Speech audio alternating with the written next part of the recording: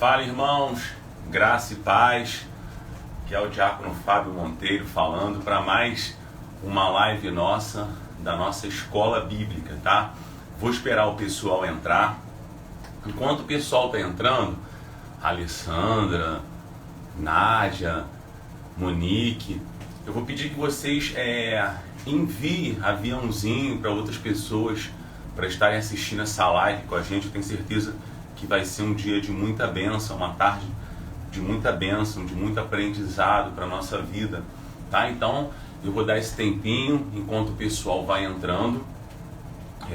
Eu queria também aproveitar esse momento, né, para estender, né, a nossa destra de companheirismo, de amor, a família do pastor Israel, a família apostólica, né? Essa semana nós tivemos a perda desse homem assim tão especial. Pastor Israel era uma referência para a gente, né? Um homem íntegro, um homem leal, fiel, um homem ali lado a lado, um dos fundadores, né, da nossa denominação. Então, que Deus possa estar consolando, né, essas famílias, abençoando a nossa igreja.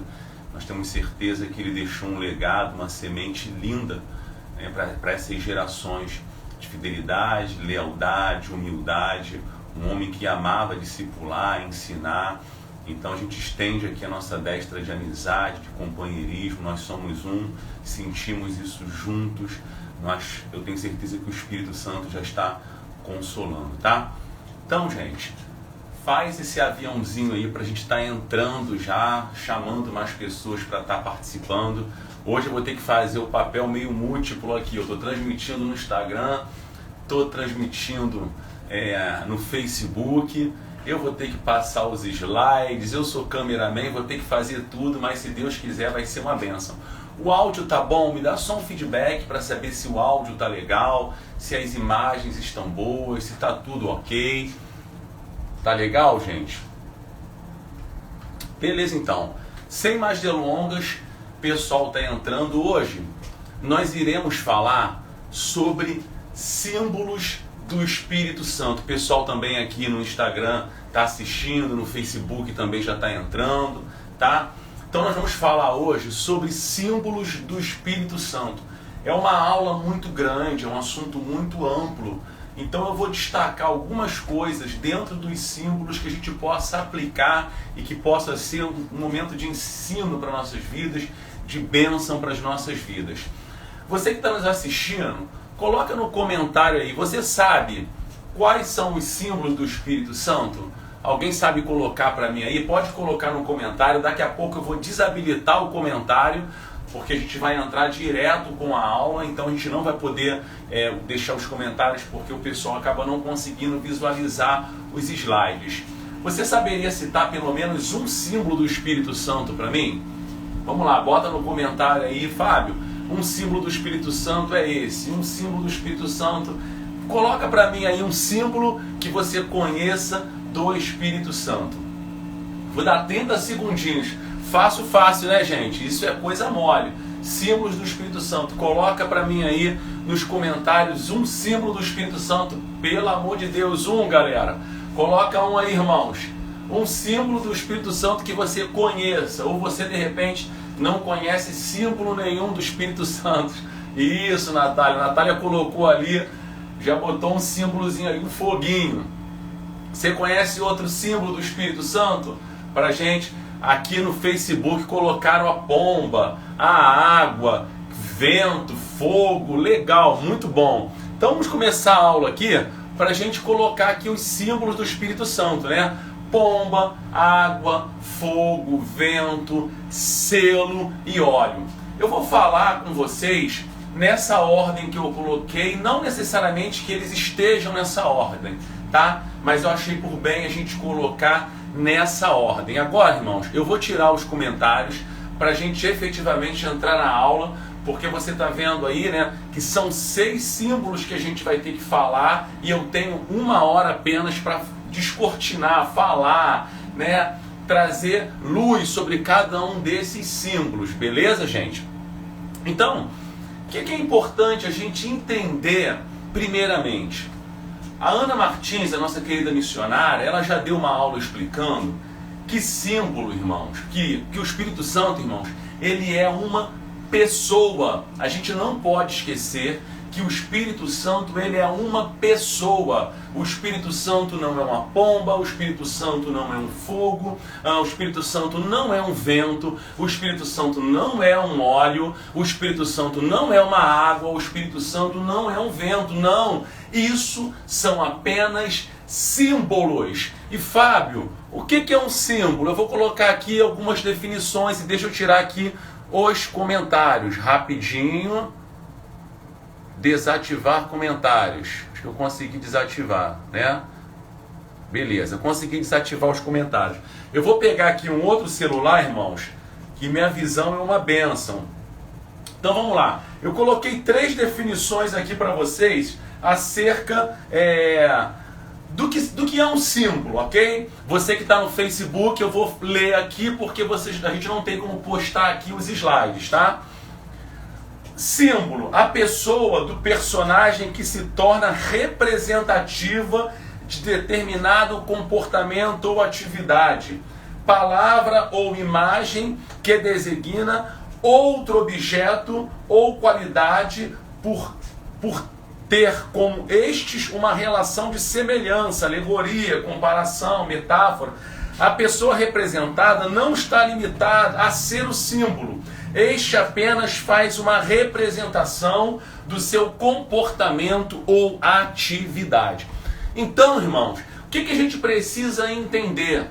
Deus, na sua infinita glória, Deus, na sua infinita majestade, Deus, no seu infinito amor pelo ser humano, Ele cria situações para que a nossa mente tão limitada possa entendê-lo. Por exemplo, Deus tem mãos? Não. Deus tem olhos? Não. Deus é espírito. Mas por que Ele usa essas figuras de linguagem? Para que a gente possa entender a ação, para que a gente possa entender a manifestação. Então esses símbolos do Espírito Santo são apenas representações da sua ação, de como ele pode se manifestar, não que ele seja isso, apenas são símbolos. Ele se relaciona com a gente, homem e mulher, né, de uma forma que a gente possa entender a sua ação.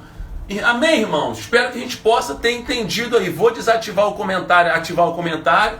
Ok? Espero que vocês tenham entendido o que é importante a gente entender isso, que a gente vive um tempo, irmãos, que as pessoas falam, o fogo estava lá, joga água, Não, símbolo não é o que ele é, irmãos. A gente precisa entender isso. Símbolo é uma forma da gente entender como o Espírito de Deus pode se relacionar com a gente, como ele pode se manifestar. Entretanto, irmãos, tudo isso, todos esses símbolos nos trazem ensinamentos poderosíssimos. Então vamos começar falando do primeiro símbolo, que é a pomba. E aí eu vou ler com você esse texto aqui, irmãos, que é importantíssimo. Se você puder abrir a sua Bíblia, abra comigo em João, capítulo 1, Evangelho de João,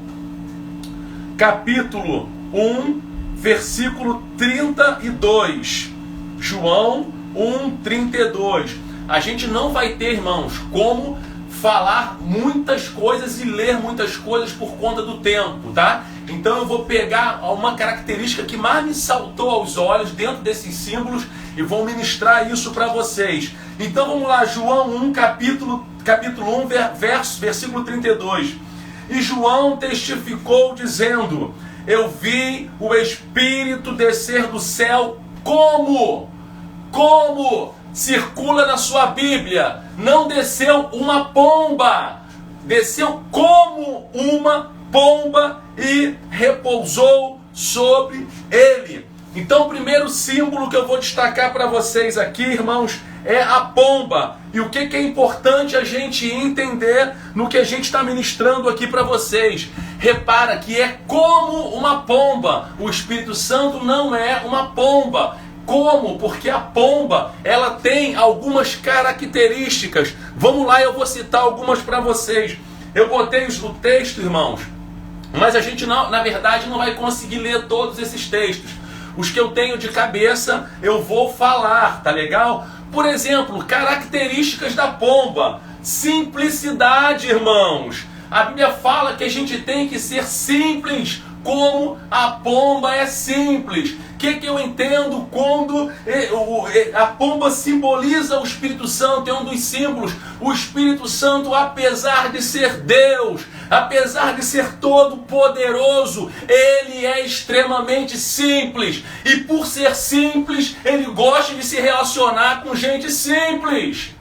O Espírito Santo não vai se relacionar com a soberba, ele não vai se relacionar com a vaidade. O Espírito Santo, ele é inocente. A pomba é inocente, é pura, gentil. Também aponta para liberdade e descanso. Salmo 55, verso 6, fidelidade.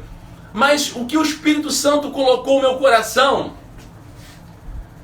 que a maioria dos estudos que eu fiz, que eu li, eles davam essa característica. E eu falei, Deus, me mostra outra característica da pomba.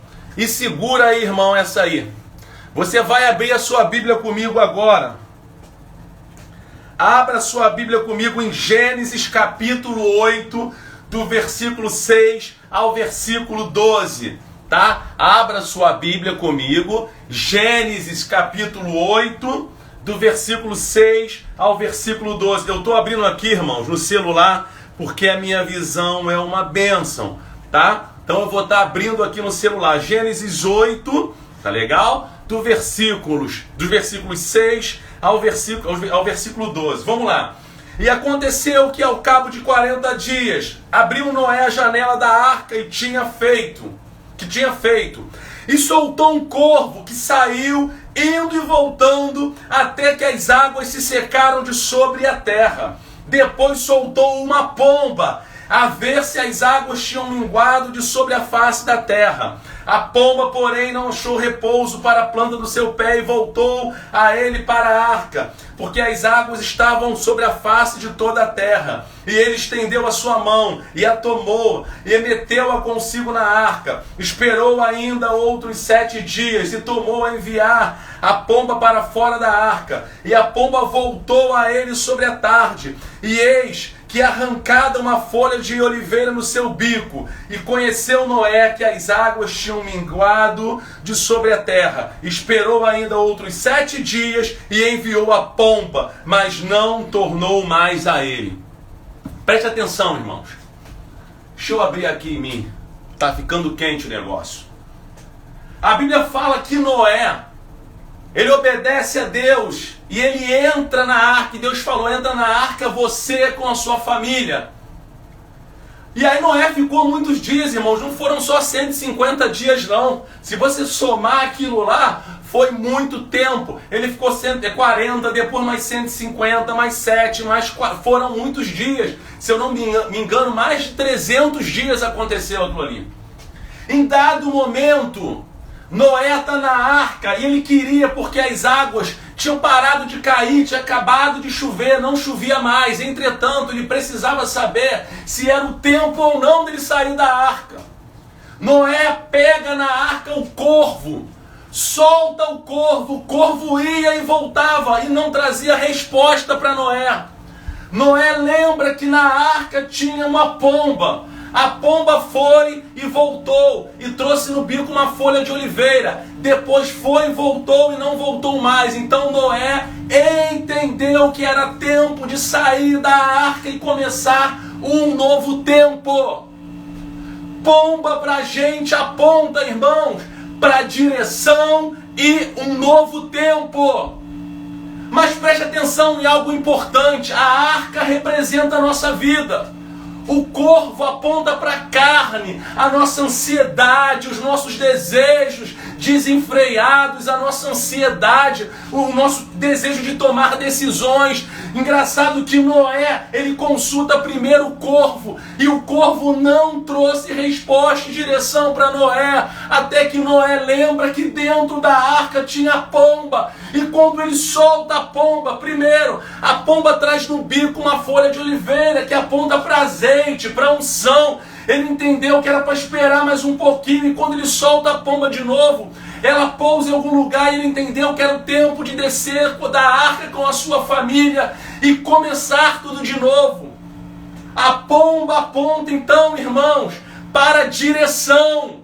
Sabe qual é o problema, irmãos? Que nessa arca aqui tem o corvo, mas nessa arca também tem a pomba. Ou seja, na minha vida tem a minha carne, esse desejo que não morre, que não habita bem algum. Entretanto, às vezes eu quero uma direção, eu quero tomar uma decisão, e ao invés de eu consultar a pomba, ou seja, buscar uma direção do Espírito Santo, eu fico consultando o corvo, irmão. Por isso que você vê muita gente na igreja desesperada, é gabinete, é ajuda, é isso, é aquilo, sabe por quê? Vive uma vida carnal. O corvo está na arca, irmão. Só que a decisão de escolher a pomba é sua. E muitas vezes a gente não ora, não busca relacionamento com o Espírito Santo. Quando Noé parou de consultar o corvo e começou a consultar a pomba, ele teve uma direção. E aí ele começou tudo de novo. Então, irmãos, quando eu entendo a figura do Espírito Santo, muito mais do que simplicidade, inocência, pureza, eu preciso entender que é Deus habitando em mim, me conduzindo a toda a verdade. Mas nessa arca eu tenho que saber quem eu consulto. Então, significa pomba também para a minha vida e para a tua vida, direção e recomeço, um novo tempo. Mas eu só vou conseguir ter uma direção, eu só vou conseguir viver um novo tempo se eu consultar aquilo que é certo consultar. Não adianta dizer que o Espírito Santo habita em mim se eu só consigo tomar decisões baseadas na minha carne, nas minhas emoções, nas minhas necessidades, nos meus anseios. Ei! O corvo está na arca, mas a pomba também está, irmãos. Se relaciona com a pomba, para de soltar o corvo, para de tomar decisões baseadas na sua carne. Outra coisa que é interessante, irmãos, fica isso aqui, vai gravando essas informações aí. Outra coisa que eu queria ler com você, João, eu vou ler aqui, não precisa abrir não. João 2,16, e diz o seguinte: e disse aos que vendiam pombas: tirem essas coisas daqui, não façam da casa do meu pai uma casa de negócio. Outra coisa que eu quero abrir a sua mente e alertar você: Jesus entra no templo e eles estão vendendo animais, mas a Bíblia diz que Jesus se vira para aqueles que estavam negociando a pomba e expulsam aqueles homens de lá. O que tu quer dizer com isso, Fábio? Não se negocia a pomba. Não se negocia os princípios de Deus. Não se negocia uma vida cheia do Espírito Santo. É incompatível eu ser cheio do Espírito Santo e viver negociando a pomba. Você já reparou que a pomba, ela se afasta rapidamente da gente? Se você estiver num local e tu der um pisão, a pomba voa. E a Bíblia fala que a gente não deve entristecer o Espírito Santo. Quantas pessoas estão na igreja, estão negociando a pomba, irmão? Tudo é motivo para você negociar os teus princípios, negociar os teus valores, negociar a tua palavra. Ei, vida cheia do Espírito Santo não dá para negociar a pomba. Ou você vive uma vida cheia do Espírito Santo, ou você vive uma vida de relação com Ele, ou você vai viver negociando. Deus não te chamou para negociar a pomba. Deus não te chamou para consultar o corvo. Deus te chamou para consultar a pomba e preservar dentro do templo a pomba. Vou abrir aqui um comentário rapidinho. Eu vou beber uma água que eu nem sei onde botei a minha água aqui, irmãos. Eu esqueci minha água em qualquer lugar. Deixa eu pegar minha água aqui. Minha água chegou. Amém, irmãos? Vamos para o próximo símbolo, então. Vou desativar o comentário e a gente vai para o próximo símbolo. Já falei o primeiro símbolo, que é a pomba. Segundo símbolo, irmãos, é a água. A água, ela é imprescindível para a vida do ser humano. 70% praticamente do corpo humano é formado de água. Então, assim como o mundo natural, para sobreviver, depende da água, o ser humano, se ele ficar sem água 4 dias, ele morre. Ele não tem como se manter sem água. A água compromete as nossas estruturas internas. Então, assim como no mundo físico é impossível sobreviver sem a água, também no mundo espiritual é impossível sobreviver sem a presença do Espírito Santo. Não tem como. Teve uma aula que a Aninha falou algo tremendo. Ela falou: é impossível que alguém mergulhe numa praia e quando saia dessa água não se perceba que ele está molhado. Então não adianta falar que você está cheio do Espírito Santo e quando as pessoas olham para você, você não está molhado. A água tem algumas representações, eu botei lá. A água, irmãos, purifica. A água refresca. O salmista falou isso, né? Me conduz às águas tranquilas. A água sacia a sede, Salmo 42. A água torna frutífero aquilo que é estéril. Depois você lê lá em 2 Reis, quando eles falaram para Eliseu: olha, a cidade é até boa, mas as águas são amargas. Então Eliseu fala: me traz um prato novo, coloca sal. Ele joga sobre aquelas águas e as águas se tornam saudáveis. E a terra começa a produzir frutos. Muitas vezes a gente está sem fruto porque está sem água. A água nos restaura, a água nos limpa, ela é essencial para a vida. Mas eu quero ler 2 textos contigo, irmãos.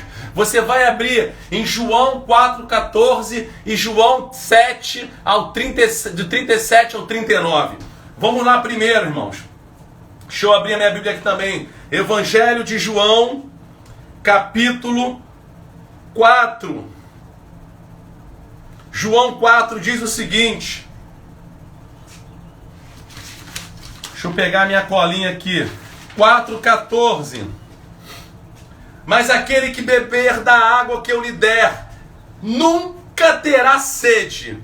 Porque a água que eu lhe der será nele uma fonte de água que salta para a vida eterna. Você talvez conheça essa passagem. Jesus está se referindo à água aqui como 2 coisas. O assunto aqui, eles estão falando sobre adoração, não é pergunta de onde deveria adorar. E Jesus confronta aquela mulher que estava pegando água, dizendo: olha, se você beber da água que eu te dou, porque até então ela estava pegando água no poço de Jacó. E Jesus falou: olha, se você ficar bebendo água no poço de Jacó, você vai viver com sede. Mas se você beber da água que eu te dou, você nunca mais terá sede. Entretanto, não obstante a isso, do teu interior vão fluir rios. E ele fala que saltam, né? Que jorram para a vida eterna. Então ele está falando que também água é um símbolo de salvação. Mas eu quero ler com você rapidamente agora o capítulo 7. Segura aí, irmãos. João capítulo 7.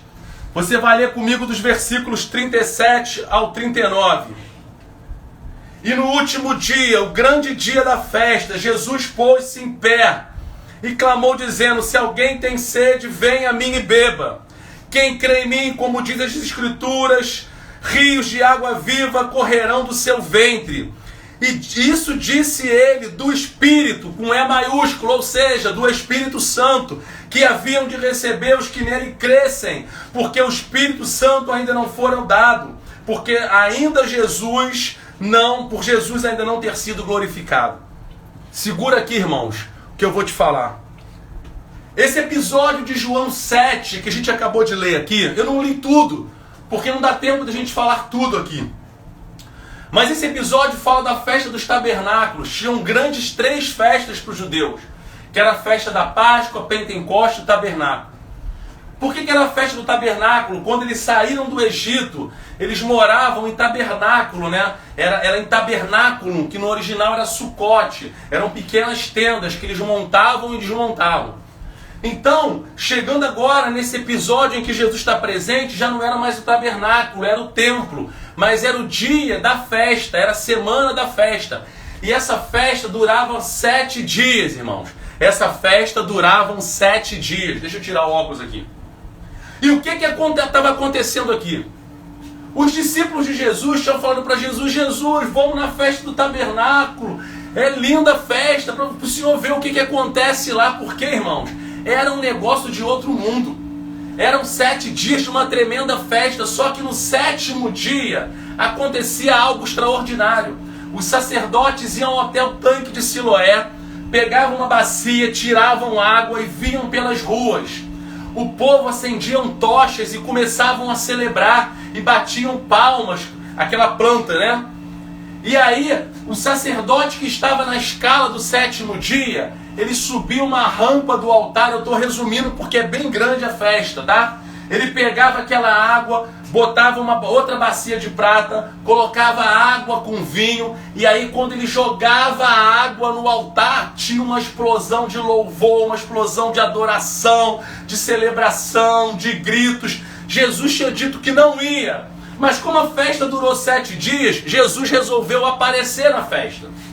E como era o 7º dia, provavelmente Jesus apareceu no ápice da festa, ou seja, na libação, no derramamento da água com o vinho no altar. E aí quando Jesus vê aquilo, Jesus faz esse comentário aqui. Olha o que Jesus diz. Ele fala: e no último dia, o grande dia da festa, o 7º dia, Jesus pôs-se em pé. Tu imagina, irmão, Jesus se colocou em pé no meio daqueles homens. E ele declara dizendo: se alguém tem sede, venha a mim e beba. Quem crê em mim, como diz as Escrituras, rios de água viva correrão no seu ventre. E ele disse isso acerca do Espírito Santo. Preste atenção, meu irmão. Sabe o que Jesus está falando para aqueles homens? Jesus praticamente para a festa. Quando eles vão derramar água, Jesus fala: ei, se vocês tivessem uma experiência comigo, vocês não precisariam mais ficar pegando água. Pelo contrário, do interior. E essa palavra interior aí no original é abdômen, é entranha. São as partes mais profundas do homem, que significa para a gente o espírito do homem, o nosso homem interior. E Jesus diz para eles: se vocês bebessem da água que eu dou, vocês não teriam sede. Pelo contrário, do interior iriam fluir rios de água viva. Irmãos, a gente vive um tempo que está todo mundo dizendo que eu tenho sede de Deus, eu tenho sede de Deus. Jesus falou: não, quem tem uma experiência com o Espírito Santo não tem mais sede. Pelo contrário, no teu homem interior, ele vai fazer fluir rios de água viva.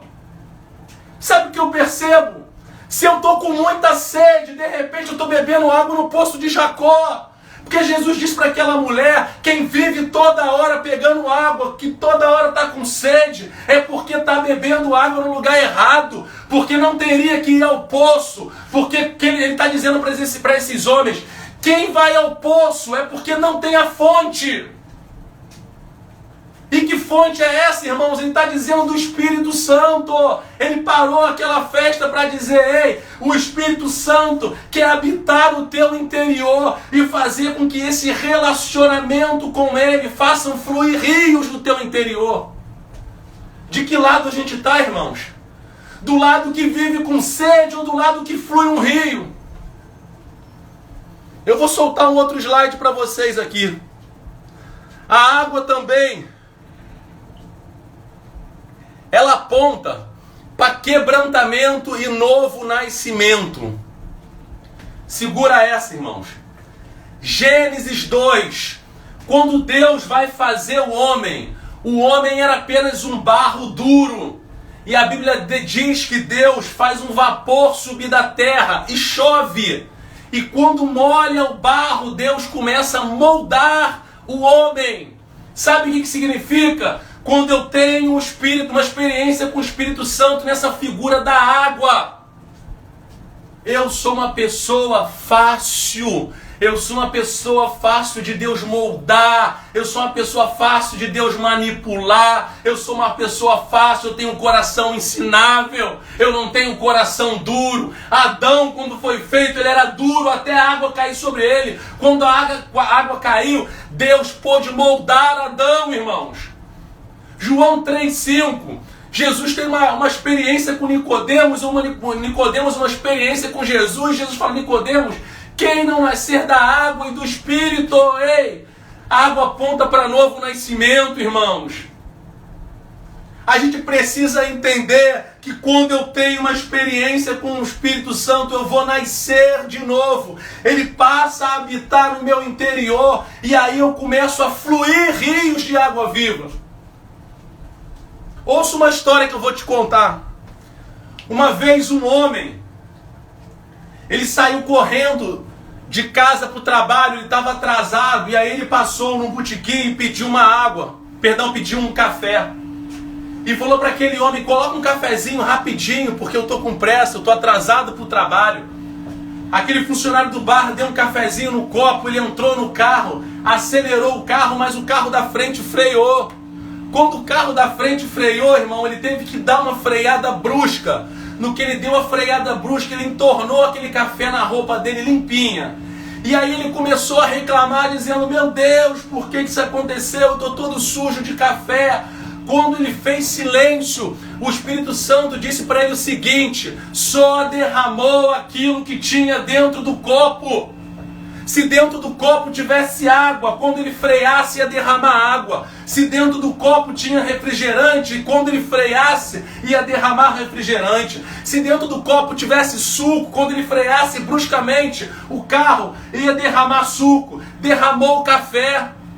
O que tu quer dizer com isso, Fábio? Que as pressões, as circunstâncias, as lutas, as dificuldades, elas servem para uma coisa: para derramar aquilo que tem dentro da gente. Porque quando você está cheio do Espírito Santo, do teu interior fluem rios de água viva. Mas, Fábio, eu tive uma decepção. Você vai derramar o quê, irmãos? Fábio, me feriram, aí tu vai ferir também, irmãos. Fábio, me traíram, aí tu vai trair também. Quantas pessoas dizem que são cheias do Espírito Santo, mas na hora de derramar, derramam falta de perdão, derramam ódio, derramam vingança. O que tem dentro da tua vida? O que tem no interior? É isso que Jesus está dizendo, irmãos. Quando você tem uma experiência com o Espírito Santo, a sua vida derrama rios. E sabe o que é triste? Tiago, acho que eu anotei aqui, Tiago 3,11, ele diz o seguinte: que de uma mesma fonte não tem como jorrar água doce e salgada, irmão. É incompatível a gente ser cheio do Espírito Santo e uma hora jorra água boa de paz, adoração, amor, perdão, e tem hora que você se vinga, tem hora que você quer matar. Ei!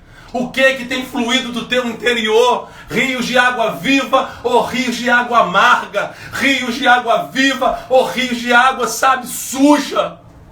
Mas, Fábio, eu fiz isso por causa da pressão. Fábio, eu fiz isso por causa da decepção. Você fez isso porque está faltando relacionamento com o Espírito Santo. Porque quando você está cheio do Espírito Santo, irmão, aconteça o que acontecer, vão fluir rios de água viva. Eu vou abrir um comentário aqui enquanto eu bebo uma água. Eu tô que tô, irmãos. Tô que tô. Espero que esteja sendo bênção e você esteja sendo ministrado no teu coração. Para você entender que é muito mais do que água. Ai, joga água em mim, pastor. Não. Tem que sair a água do teu interior, irmão. Vamos para o próximo símbolo. Próximo símbolo do Espírito Santo, fogo. Esse aqui, então, deixa eu desativar o comentário. Esse aqui no meio gospel, como faz sucesso. Ah, meu Deus do céu. É fogo, é reteté. É fogo, é reteté. Manda fogo, hein? O fogo na Bíblia aponta para muita coisa. Presença de Deus. Depois, irmãos, se vocês quiserem os slides, me fala que eu posto lá no story do Instagram para você salvar ou para você printar, beleza? Então vamos lá, fogo fala de presença de Deus. Aqui nesse caso de Êxodo 3:2 da sarça, fala da aprovação de Deus, fala sobre proteção de Deus, fala sobre juízo de Deus. E o fogo, irmão, o fogo aquece, o fogo ilumina, o fogo se espalha com facilidade. Eita, legal, Fábio. Mas eu quero te falar outra coisa acerca do fogo. Que a gente só pensa fogo nisso, né, irmão? Esse lugar tá cheio. Preste atenção. Eu não estou dizendo nada contra isso não, mas a gente tem que entender algumas coisas. Abra sua Bíblia comigo aí, irmãos, para a gente entender mais do fogo de Deus. Abra sua Bíblia comigo, vamos lá. Mateus 3, versículo 11 e versículo 12. Esse eu quero ler, que a gente vai por essa linha aqui para falar do fogo. Mateus, capítulo 3, versículo 11 e versículo 12. E eu, em verdade, vos batizo com água, João Batista falando, para arrependimento. Mas quem vem após mim é mais poderoso do que eu, cujas alparcas não sou digno de levar. Ele vos batizará com água, ele vos batizará com o Espírito Santo e com fogo. Em suas mãos tem a pá, e limpará a eira, e colherá no celeiro o seu trigo, e queimará a palha com fogo que nunca se apagará. João Batista está falando aqui sobre 3 batismos. João Batista está falando primeiro sobre o batismo nas águas, que é batismo de arrependimento. Quando você mergulha, batismo significa mergulho. Então, primeiro, batismo nas águas. Depois ele fala batismo no Espírito Santo. Ou seja, quando nós somos inundados, mergulhados por esse Espírito. Agora, João Batista exagerou, meu irmão. Batismo no fogo, mergulhar no fogo. Como é que é isso, João Batista? Mergulho na água, mergulho no fogo. Ele está dizendo que existe o batismo no fogo. E quem nos batiza no fogo é Jesus. Irmãos, o batismo no fogo não é para qualquer um. Sabe o que é o batismo no fogo, meu irmão? É quando tudo dá errado na tua vida.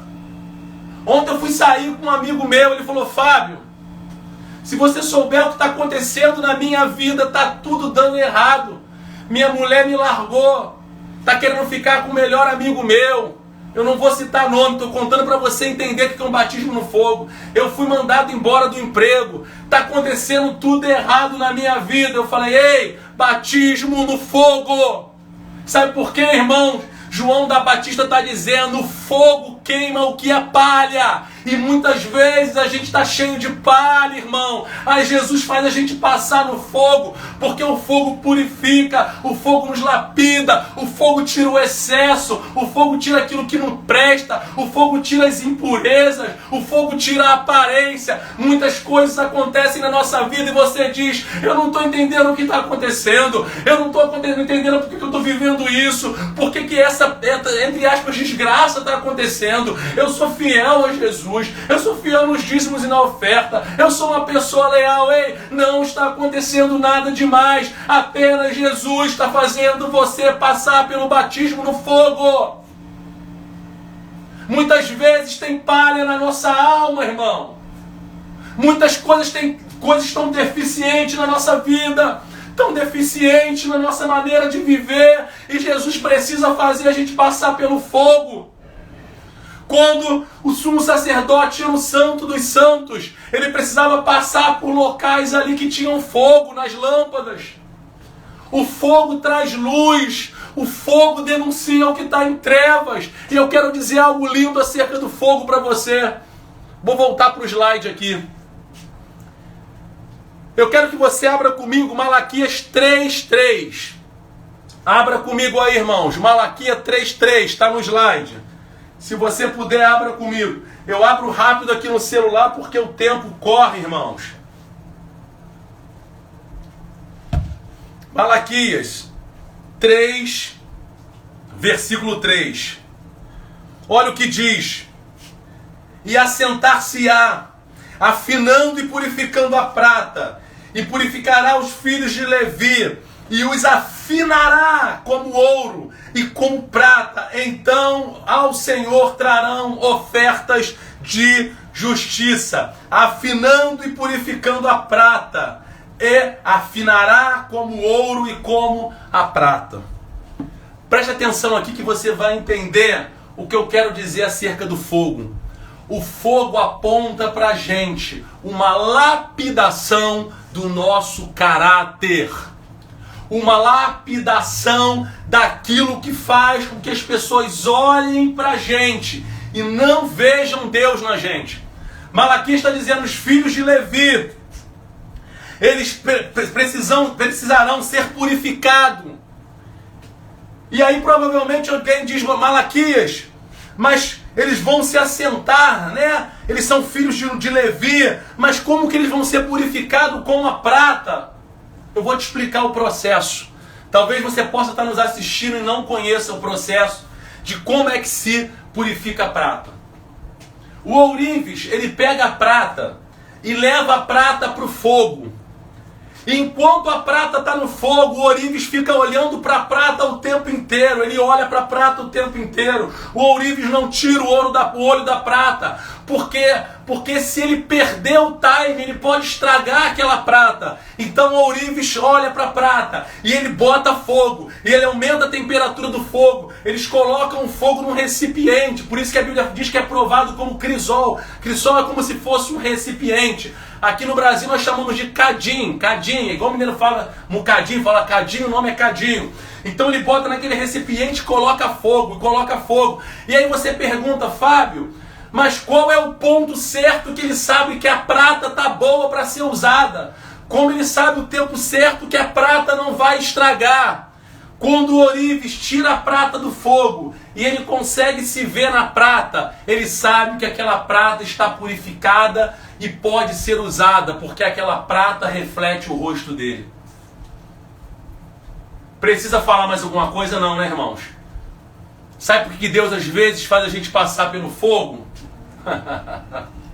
É para que Ele possa olhar para a tua vida e falar: o Fábio me reflete, agora eu posso usar. A Maria me reflete, agora eu posso usar. O José me reflete, agora eu posso usar.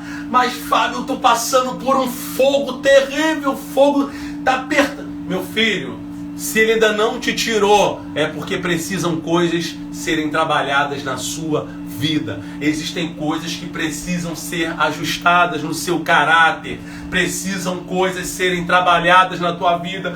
Fábio, eu estou um tempão na igreja, mas Deus não me usa. De repente Ele não te usa, irmãos, porque Ele está olhando para a prata e está vendo que não reflete Ele. Muito mais do que querer ser usado por Deus. Essa é a minha oração. Eu falo: Deus, não adianta eu querer ser usado por Deus se o meu caráter não reflete Deus, se as pessoas olham para a minha vida e não reflete Deus, e daqui a pouco essa prata estraga, irmãos. Então que a gente possa entender, quando você está na igreja dizendo: Deus, vem fogo de Deus, sim, tem que vir mesmo, irmão. Sabe para quê? Muito mais do que para você ficar incendiado, é para poder te purificar, queimar o que é palha e lapidar o nosso caráter. Vou soltar os comentários aqui, irmãos. Você pode dar um glória aí para me animar mais? Vou beber uma água. Ó, minha água aqui é água de campeão. Deixa eu botar o pessoal também aqui do Facebook, ó. Água de campeão.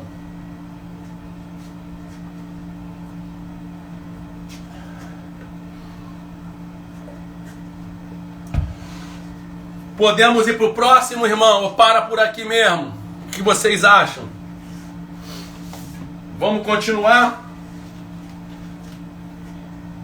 Deixa eu parar aqui então e vou voltar. Um detalhezinho, tá? Levítico 6:13. Estatuto perpétuo. O fogo deve ser contínuo no altar. Guarda aí. Mas eu quero te dar uma palavra também. A Bíblia fala: se você passar pelo fogo, ele não te queima não, irmãos. O fogo não é para te queimar. O fogo é só para te lapidar, tirar a palha e as impurezas. Vamos para o outro símbolo então, muito conhecido, o vento. Abra sua Bíblia comigo aqui em Atos, vai deixando aberto aqui, que eu vou fazer alguns comentários sobre o vento, tá? Vamos lá. Olha que coisa interessante. O vento ninguém vê, mas aonde passa, todos sentem. E ele deixa muitas vezes marcas. Eita! Às vezes você vê uma reportagem, né? Passou um vento aqui de 100 e poucos quilômetros por hora. Ele deixa marcas. Ninguém vê, mas ele deixa marca. O vento, irmão, ele espalha o fogo. O vento, irmão, ele move as águas. O vento, ele é incontrolável e ninguém consegue dominar o vento. Meu filho, o Espírito Santo ninguém controla, ele é Senhor. Mas Fábio, a Bíblia diz que o Espírito está sujeito ao profeta. Não é isso que a Bíblia diz. O que a Bíblia diz é que o Espírito do profeta está sujeito ao profeta, não que o Espírito Santo está sujeito, irmãos. Outra coisa interessante. Quando você pega um barco à vela, o barco depende do vento para se direcionar e se mover. Não tente se mover nas tuas forças. Deixa que o Espírito te move para onde Ele quer, irmãos. A gente vive um tempo hoje que a pessoa fala: eu vou sair do ministério tal, eu vou para tal ministério, eu vou sair de tal igreja, eu vou para tal igreja. Ei, se não for o vento que está te movendo, você vai se perder no mar da vida. Eita Jesus, olha aí, hein? Após a ressurreição, João 20, 22, Jesus soprou sobre os discípulos. Mas eu quero falar outra coisa sobre o vento, então abra sua Bíblia comigo agora. Atos 2, do versículo 2 ao versículo, do capítulo 2, do versículo 4 ao 6. Vou abrir a minha Bíblia aqui para ler com vocês. Tá legal? Atos, capítulo 2. Atos 2, do versículo 4 ao versículo 6. E todos foram cheios do Espírito Santo e começaram a falar noutra língua, conforme o Espírito Santo lhes concedia que falassem. E em Jerusalém estavam habitando judeus, varões religiosos de todas as nações que estavam debaixo do céu. E correndo aquela voz, ajuntou-se uma multidão que estavam confusa, porque cada um os ouviam falar na sua própria língua. E todos se pasmavam e se maravilhavam, dizendo uns aos outros: pois que? Não são galileus todos esses homens que estão falando? Como, pois, os ouvimos cada um na sua própria língua, em que somos nascidos? O vento aponta para unidade. Essa aqui eu vou dar o crédito para minha esposa, tá, irmãos? Vou dar o crédito. Quando a gente vai lá para Gênesis, vou botar o slide aqui, Gênesis 11, do versículo 6 ao 9. O que acontece em Gênesis, irmãos? Em Gênesis, a Bíblia fala que o povo era um só. Ouça isso, que isso é tremendo. Em Gênesis 11, diz que o povo era um só. Gênesis 11, do 6 ao 9. O povo era um só. Eles resolveram construir a Torre de Babel, e essa torre poderia chegar até Deus. E a Bíblia diz que Deus olha aquilo e fala: o povo é um só, o coração é um só, e não vai haver restrição para aquilo que eles fazem. Deus dá uma dica tremenda, Ele mostra que onde há unidade não há restrição. E o que Deus faz? A Bíblia fala que aquele povo, apesar de ser da mesma região, apesar de falar a mesma língua, a Bíblia diz que Deus confunde a língua, a ponto deles não se entenderem. Abre uma aspas aqui. No foco de Deus, confusão não é estabelecida quando se dá tiro, facada, tapa na cara, rabo de arraia, rasga a roupa. Não! Isso para Deus é o auge da confusão. Para Deus a confusão se estabelece quando não se fala a mesma língua. Porque em Gênesis fala que Deus confundiu as línguas. Eles não se entendiam mais. Então quando o nosso casamento não fala mais a mesma língua, tem confusão. Quando o nosso ministério não fala mais a mesma língua, tem confusão. Se não fala a mesma língua no namoro, tem confusão. Se na empresa não fala a mesma língua, tem confusão. Então olha que fato interessante. Eles eram da mesma região, mas eles não se entendiam. Eles tinham o mesmo idioma, mas eles não se entendiam. Agora volta comigo para Atos. A Bíblia fala que eles estão reunidos e de repente vem do céu como o som de um vento. Grava, veio do céu como não é um vento, um som como de um vento impetuoso. E enche aquele lugar e aqueles homens começam a falar em línguas. Outros homens ficam confusos porque eles falam o seguinte: como é que pode? Nós estamos entendendo o que eles falam, apesar de nós sermos de regiões distintas. Apesar de nós não termos o mesmo idioma, mas aconteceu algo ali extraordinário que nós conseguimos entender o que aqueles homens falam.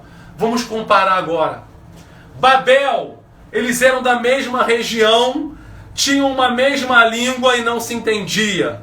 Atos, tinham pessoas de várias regiões. Eles não falavam a mesma língua, mas quando veio o Espírito Santo, fez com que todo mundo se entendesse.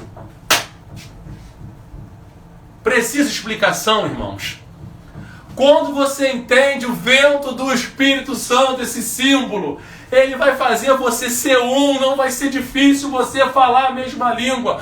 Não significa, por exemplo, eu sou flamenguista, o apóstolo é Vasco, infelizmente ninguém é perfeito, irmão, ele é Vasco. Pastor Diego é meu amigo, mas é Vasco. Eu e o Jair somos Flamengo, escolhemos a melhor parte. Mas, irmãos, brincadeiras à parte, nós conseguimos falar a mesma língua. A gente precisa entender isso. Onde a confusão não se fala a mesma língua. E o que aqueles homens em Atos ficaram pasmos? Eles disseram, é interessante, esses homens são de regiões diferentes, mas nós nos entendemos. Eita! Quando você está com dificuldade de ser um, quando você está com dificuldade de falar a mesma língua, só mostra que esse vento não veio sobre a sua vida. Quando você é uma pessoa que racha, talvez o vento que está movendo você é um vento estranho. Quando você tudo critica, eu não concordo, eu não penso assim, eu faria diferente. Ei, quando o Espírito Santo vem sobre a sua vida, você passa a entender. Você não é movido por razões, você é movido por obediência, porque vem um vento e faz com que você entenda. Quer ver outra coisa interessante? Eu não vou ler porque é grande demais. Ezequiel 37. Todo mundo conhece Ezequiel 37, né, irmãos? Vale dos ossos secos. Ezequiel 37. Eu não vou ler. Vento também aponta para uma outra característica. Vento aponta para ordem no corpo. Crava isso. Vento aponta para ordem no corpo. Ezequiel está num vale de ossos secos.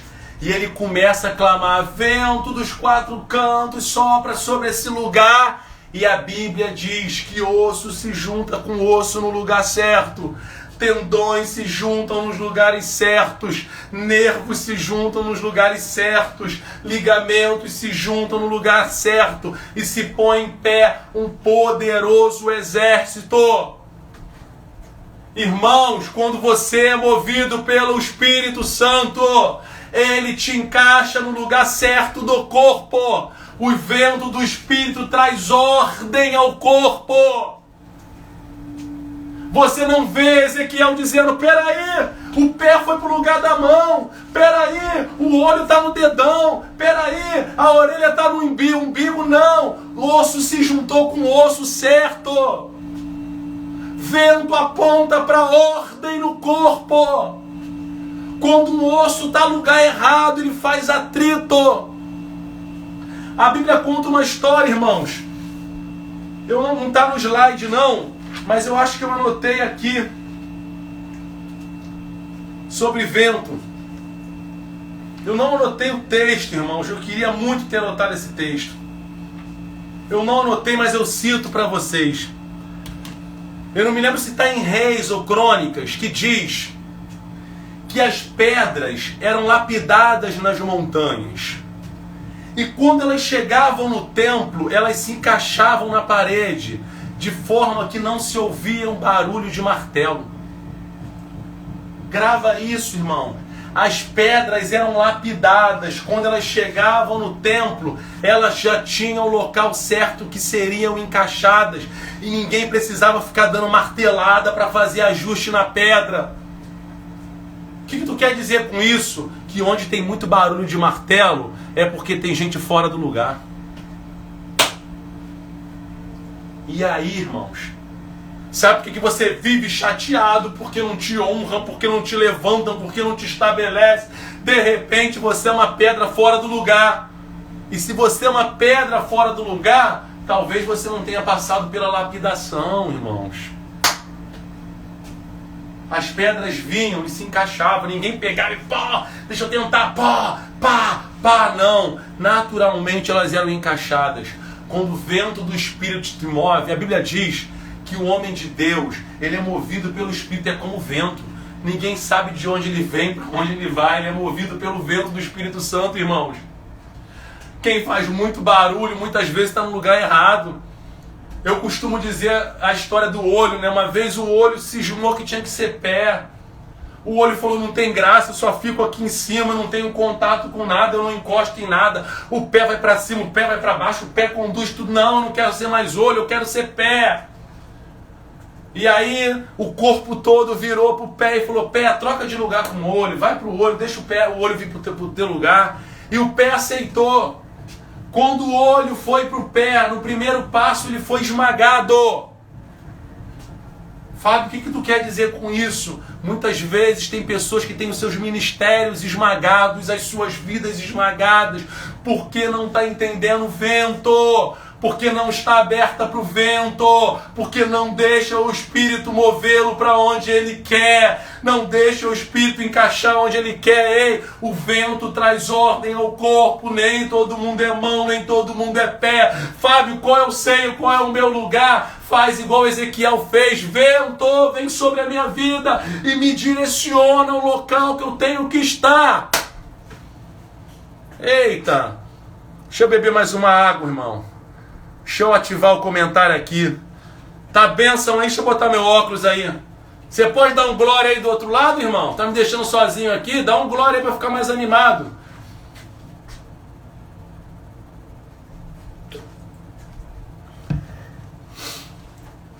Forte, né? Vamos lá, irmão. Vamos continuar aqui. Vou desativar o comentário pra gente continuar. Ih, rapaz, já tá acabando a live, eu não consegui falar tudo. Eu te falei que era muito assunto. Não consegui falar tudo, irmãos. Se aqui cair, eu volto, beleza? No Instagram, você vai continuar. Eu vou transmitir essa aula toda. Depois o já me pega, o assunto é grande, a gente abre de novo, tá? O vento, irmãos. Mateus 13 conta a história do joio e do trigo. Uma vez aqueles homens, os discípulos, chegaram para Jesus e disseram, Jesus, deixa a gente arrancar aqui esse joio, porque o inimigo veio e semeou o joio no meio do trigo. Jesus fala o seguinte, não precisa não. Deixa eles crescerem juntos, sabe por quê? Porque o vento vem, o trigo se dobra e o joio permanece firme. O joio é inflexível. O trigo, ele se dobra com o vento. O vento também vem, irmãos, para mostrar quem é quebrantado e quem não é quebrantado. Eu vou voltar, irmãos. Não sai não, que eu preciso concluir. Eu vou concluir essa aula. Eu vou postar essa aqui, parte 1. Eu vou continuar ministrando a parte 2. Eu vou encerrar aqui. Você que está no Facebook, continua, porque o Facebook não encerra a transmissão. O Instagram encerra. A gente tem um pessoal assistindo. Vamos concluir a aula, irmão. Eu vou encerrar aqui e volto com vocês, tá? Não sai não, que eu já vou abrir de novo a parte 2 aqui, pra gente continuar. A gente vai falar, faltam 2 símbolos só, tá?